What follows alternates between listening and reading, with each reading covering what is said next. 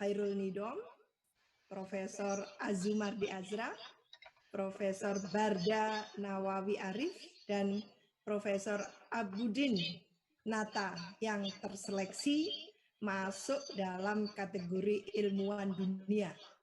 25 ilmuwan terbaik versi AD Science. Bahwa segala ide, segala hal-hal yang bersifat positif itu insya Allah akan ada jalan keluar tatkala kita serius melakukan. Nah, itu sampai sekarang saya lakukan. Jadi artinya Prof.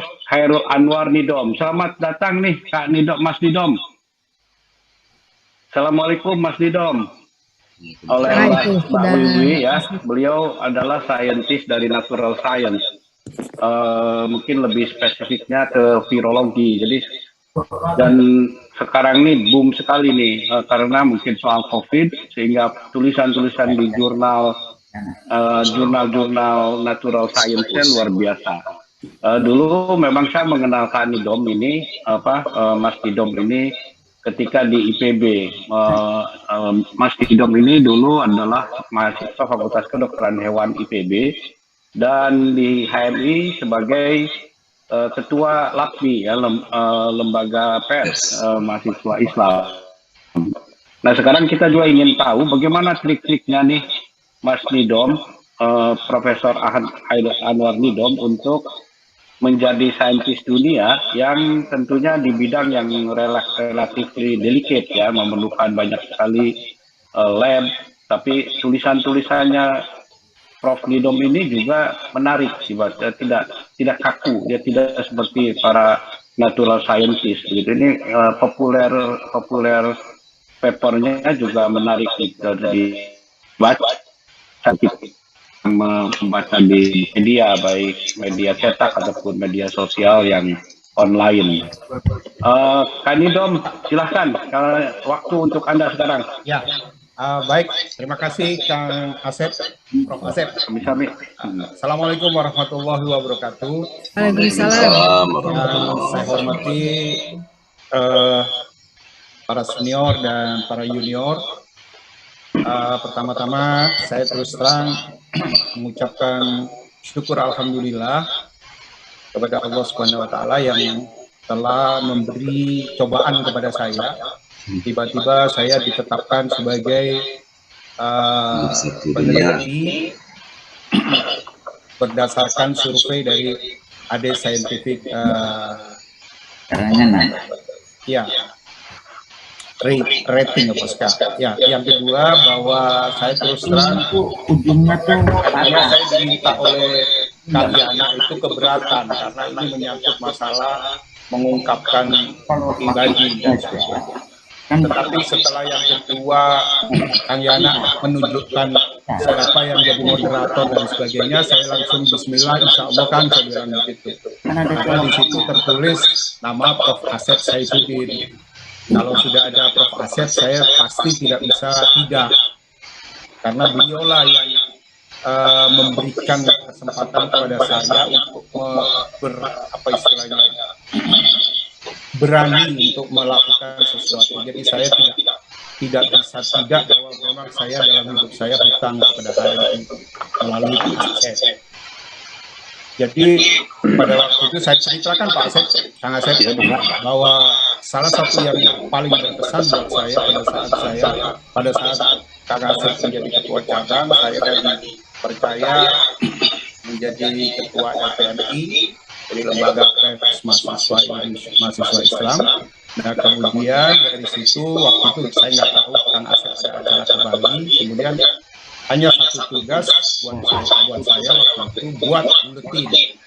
Nah, pada waktu itu saya tidak tahu, saya tidak dikasih uang, tidak dikasih ide, tidak dikasih himpunan ya, buletin himpunan. Pada waktu itu hanya instruksinya buat buletin himpunan. Akhirnya dari situlah ada keberanian bahwa segala ide, segala hal-hal yang bersifat positif itu insya Allah akan ada jalan keluar tatkala kita serius melakukan. Nah itu sampai sekarang saya lakukan. Jadi artinya dana kemudian dan sebagainya itu nomor sekian. Yang penting ada ide, ada gagasan, ada sesuatu pemikiran-pemikiran terhadap sesuatu problema yang ada di sekitar kita. Nah, itu yang kami lakukan dalam menghadapi riset apapun. Kita tahu bahwa riset di Indonesia adalah sebagian besar berbasis pendanaan dari pemerintah, dan itu juga sebetulnya secara realitas tidak cukup untuk membangun sesuatu penelitian yang komprehensif. Nah, saya ini sampai meminta staf saya untuk membuat satu slide-slide yang supaya bisa mengantarkan saya. Mohon maaf Kang Azeb, saya memberikan ini.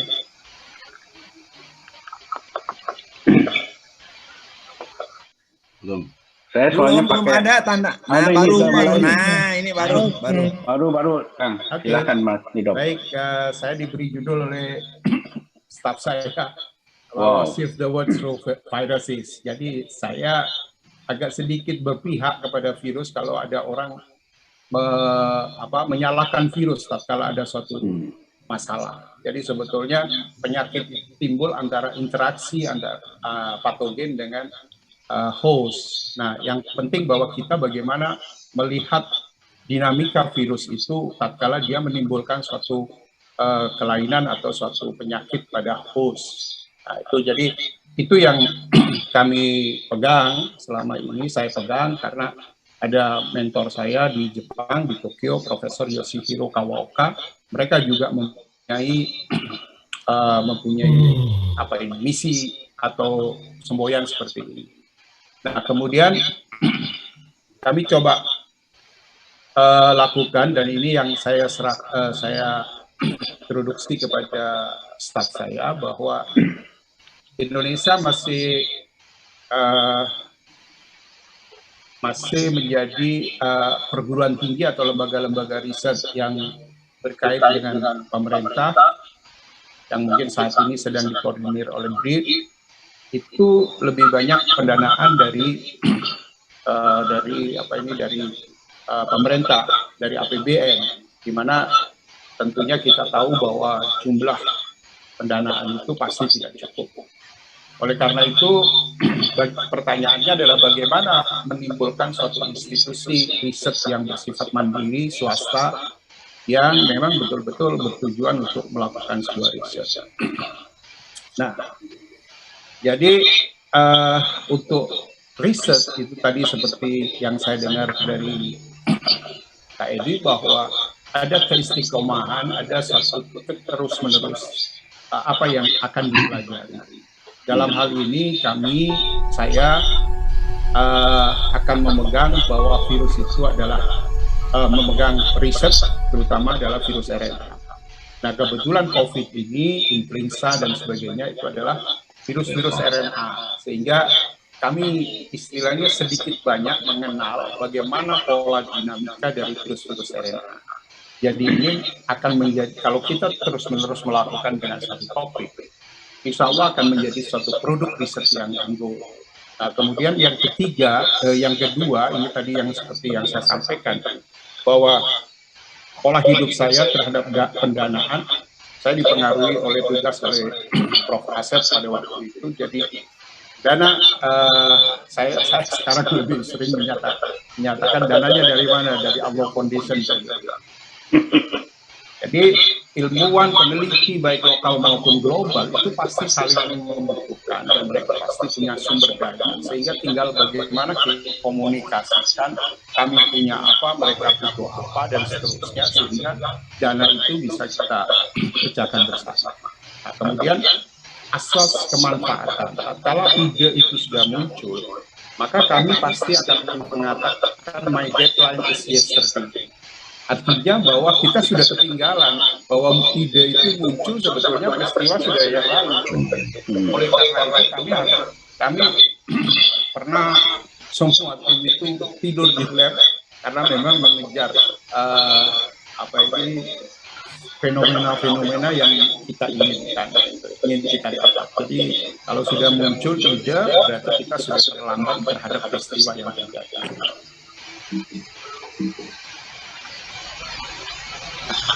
Oleh karena itu, saya ingin mohon maaf, saya ingin menyampaikan perjalanan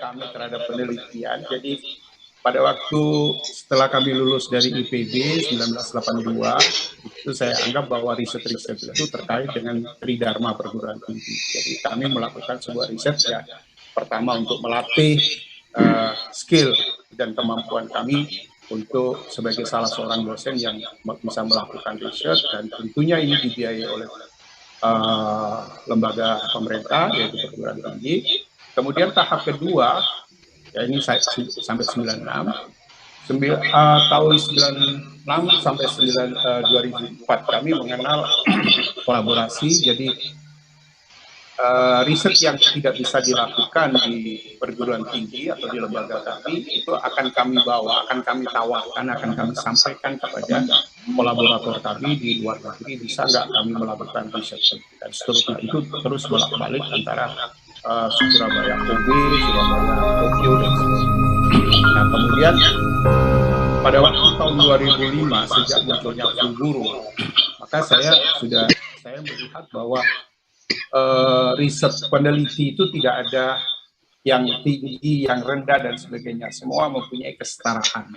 Jadi artinya bahwa di sini kalau kami riset dengan misalkan satu pusat riset di luar negeri, maka kami akan lihat apa yang kami dapat dan mereka apa yang mereka dapat, sehingga kami tahu bahwa apa yang mereka butuhkan dan apa yang kami butuhkan. Jadi istilahnya di tahap ketiga ini adalah tidak ada dusta di antara kami kolaborator.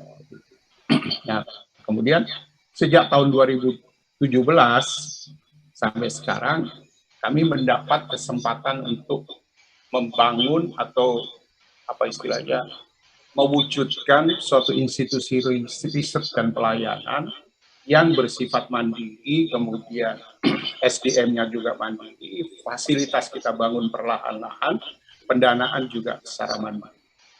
Nah, itu kebetulan para peneliti milenial itu ingin menamakan nama saya, yaitu dengan menggunakan nama Profesor Nidom Foundation. Yalah, selama saya tidak harus bayar ya nggak apa-apa. Jadi artinya di PNF ini sebetulnya secara pribadi saya tidak mempunyai hak apa-apa, tapi saya ingin membina mereka supaya yang muda-muda ini tetap menjadi peneliti yang independen, peneliti yang tidak mengeluh terhadap dana, peneliti yang tidak mengeluh terhadap fasilitas. Oleh karena itu, terus-menerus ini kita bombong, istilahnya bahasa Jawa itu, kita dorong dan mereka agar mereka mampu, termasuk juga kemampuan penulisan artikel. Dan artikel yang ditulis tidak boleh artikel dalam negeri, mohon maaf. Jadi supaya membiasakan bahwa pergaulan penelitian ini adalah internasional, jadi tidak mengenal batas, apalagi virus tidak mengenal batas negara, sehingga persoalan satu negara dengan negara lain hampir sama, sehingga harus punya sense yang sama dengan para peneliti yang lain. Tetapi tetap kita bangun kolaborasi dalam negeri maupun luar negeri dalam kerangka win-win. Nah, kemudian institusi riset swasta ini juga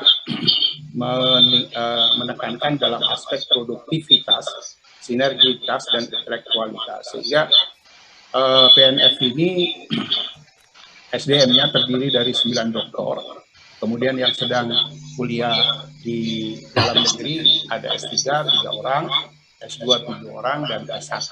Jadi karena mereka pegawai yang tadinya masuk dari SMA, kita sekolah, tidak wajibkan sekolah S1. Nah, sehingga mereka harapan kita bahwa mulai awal sudah terbangun bahwa riset itu adalah bagian dari suatu kehidupan. Mungkin kita katakan bahwa riset itu adalah mata pencaharian utama mereka.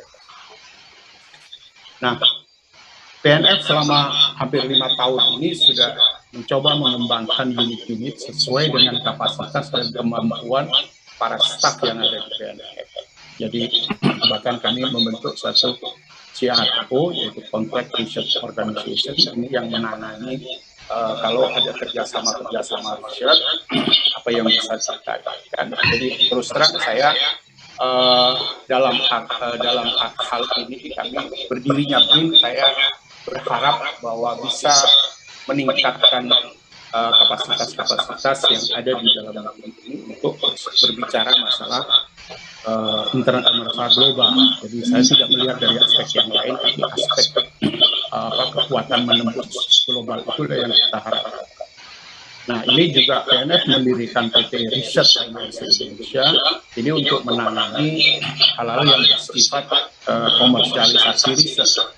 Jadi ada satu riset yang membutuhkan sebuah kegiatan riset yang membutuhkan pembuktian atau suatu hal yang berkaitan dengan produk mereka dan sebagainya, itu dihandle oleh suatu PT swasta, PT yang tapi bernaung PNF, yaitu PT Riset Indonesia. Dan juga di PNF ini ada staf kedokteran, ada spesialis dan sebagainya untuk mewadahi mereka, untuk memberikan pelayanan kepada masyarakat. Kita sudah urus untuk izin pendidikan pendidikan. Termasuk juga laboratorium molekuler PNF yang saat ini melayani kebutuhan kemudian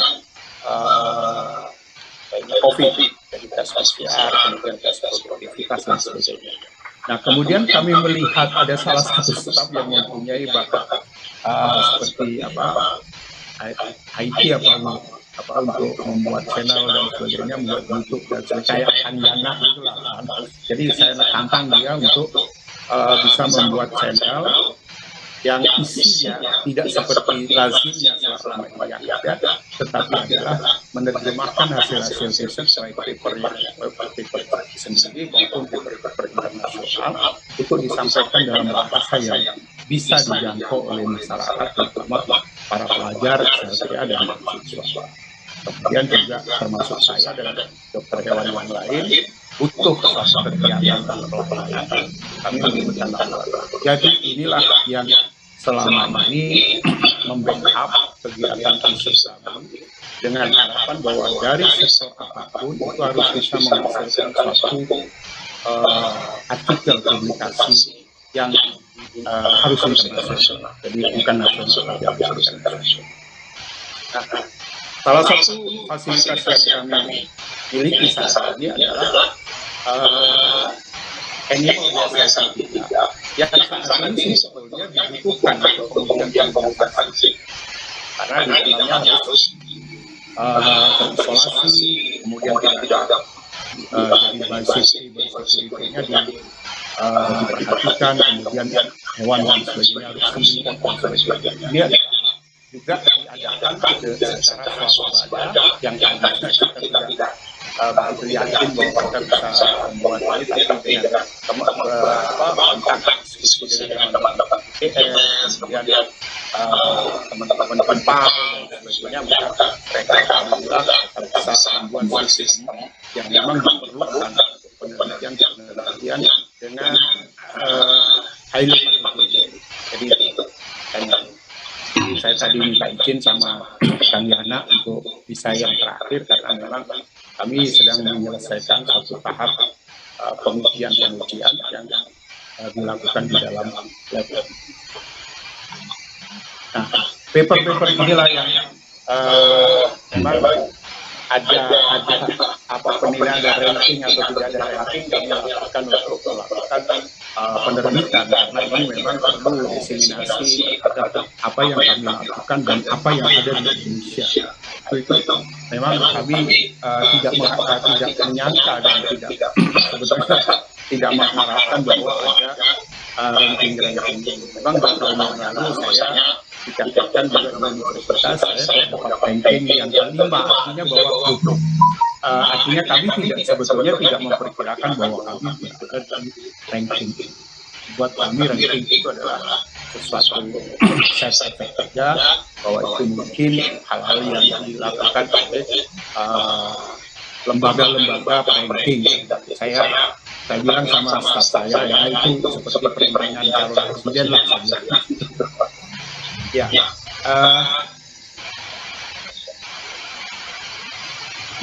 ini mungkin sudah bisa tahu, tapi ingin saya sampaikan dalam forum ini bahwa sebetulnya ada 3 paper kami yang betul-betul debatable betul-betul kontraksi yang buat saya mati berkontraksi itu karena memang seperti semua adalah mencari kebenaran dari sesuatu dan tidak setuju. Yang pertama adalah paper kami tahun 2012 menemukan jejak Ebola, virus Ebola di orangutan Indonesia yang di Kalimantan. Ini waktu itu betul sampai bahkan mungkin ada celotehan dilaporkan ke polisi. Ya saya bilang silakan dari kalau memang ini kan basisnya ilmiah, kita harus membuktikan bahwa jadi peneliti itu kan boleh salah, itu tidak bohong. Yang kedua, jadi artinya nomor satu ini tetap harus kita waspadai adanya jejak virus Ebola ini pada orang-orang di Indonesia. Yang kedua adalah membuat mutasi pada virus H5N1 yang tadinya dari ayam yang hanya menginfeksi ayam. Kita rubah sedikit mutasi di dalam virus H5N1 virus burung ayam.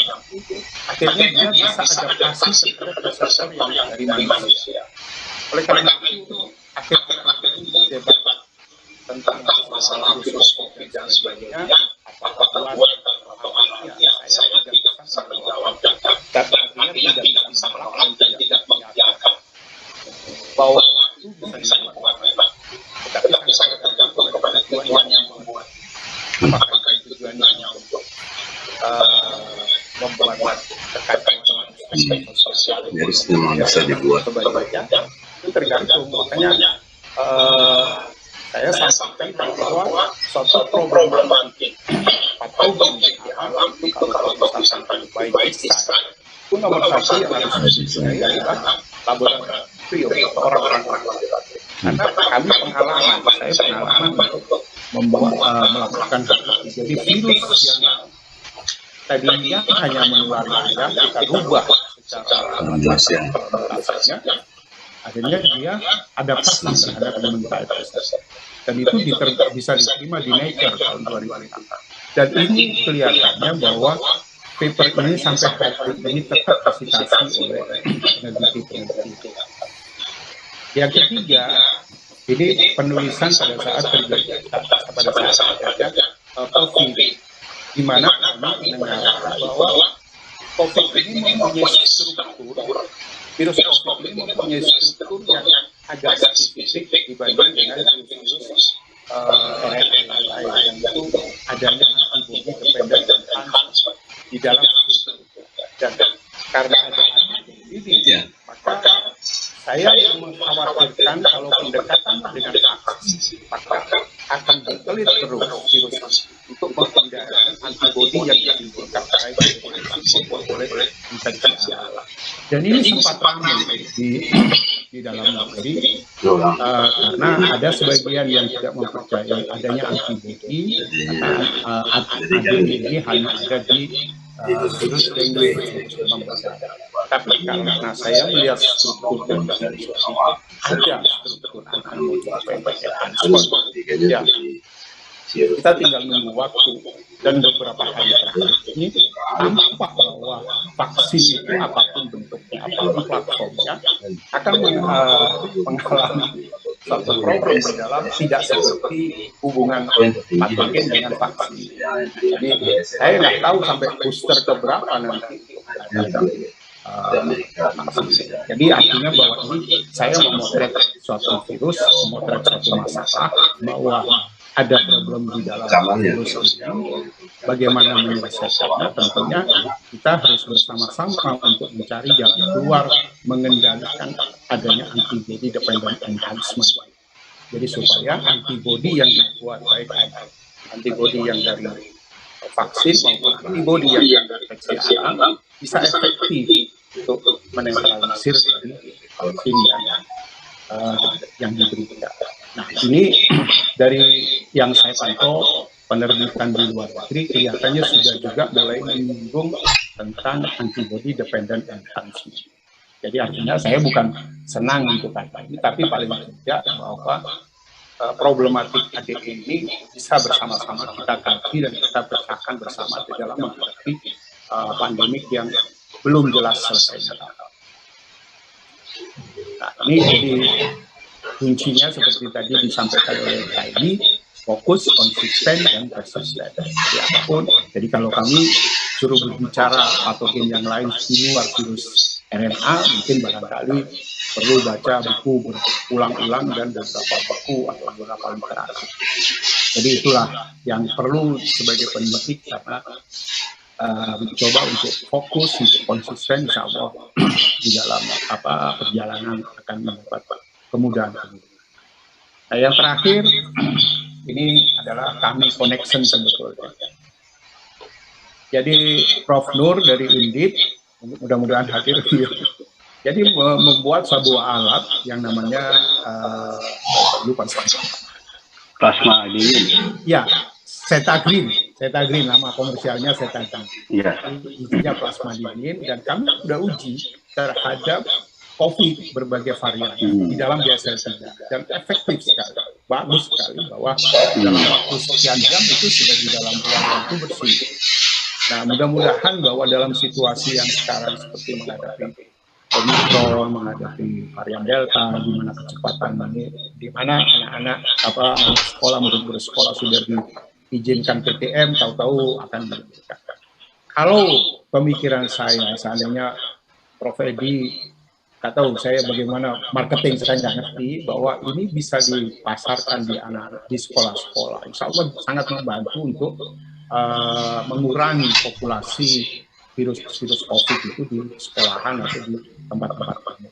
Selain disinfeksi, ya, jadi itulah yang ingin saya sampaikan, bahwa ini juga karena ada pertemuan di kafe ini sehingga saya mengenal Prof. Nur, kemudian kami bincang-bincang, kemudian dikirim alatnya ke tempat kami dan belum diambil sampai sekarang, jadi saya gunakan. Jadi ini efektif sekali, ya, sangat-sangat efektif. Jadi kalau misalkan bisa ini disebarkan di seluruh Indonesia untuk mengatasi, mengurangi, insya Allah lebih tekanan risikonya itu bisa berkurang. Nah, kemudian saya sampaikan dalam hal ini barangkali ada teman-teman, ada kolega-kolega yang sedang membutuhkan fasilitas riset. Ini kami siap untuk bekerja sama. Silakan hadir dan jangan berpikir tentang masalah dana itu nomor sekian, karena saya takut karena ada Pak Asep tadi yang telah memberikan pelajaran hidup yang tidak pernah saya lupa. Demikian Pak Asep, Kang Asep. Ya. Itu yang pengetahuan saya. Terima kasih. Mohon maaf kalau luar biasa berkenan. Wabillahi taufiq wal hidayah. Assalamualaikum warahmatullahi wabarakatuh. Waalaikumsalam. Waduh, luar biasa nih, kita berikan aplaus nih buat Prof. Khairul Anwar Nidom, yang saya lebih menyebutnya Mas Nidom, yang luar biasa nih. Dan kalau tadi Kak Edi pernah menciptakan saya untuk berangkat ke HI, sebenarnya Kak Nidom juga nih. Apa nanti pernah? Ya, habis. Saya terima kasih. Ada nama saya di Q2 itu ya. Terima kasih. Mas Nidom, luar biasa.